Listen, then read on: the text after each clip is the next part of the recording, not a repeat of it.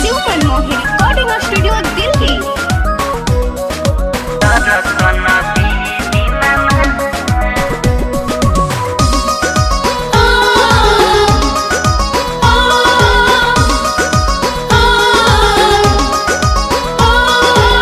भैलिया जोड़े सोरे करेली चुचुहिया जोड़े नी दुनु है।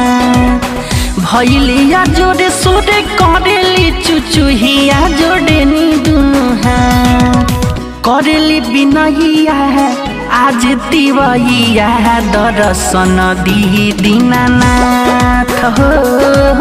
करेली बिनहिया आज तिवैया दर्शन दी दीनानाथ। जय जय माँ, जय छठी माँ, जय जय माँ, जय छठी माँ।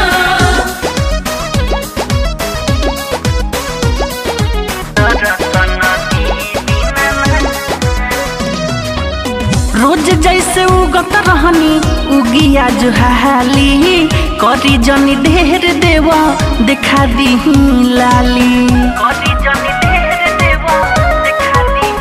हाँ हाँ हाँ रोज जैसे उगत रहनी उगिया जो हाली करी जनी ढेर देवा देखा दी लाली। लेके कलशुप हो झुकाई के शीशा हो जो हसरा उरबा। करेली बिनहिया आज तिवैया दर्शन दी दीनानाथ।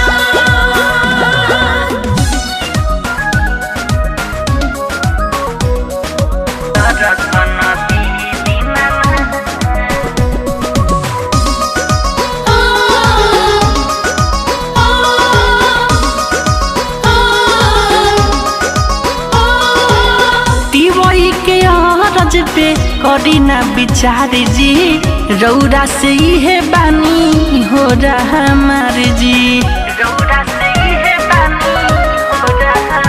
हो तिवई के आरज पे करी ना विचार जी रौरा से ही बानी हो रहा हमारा जी।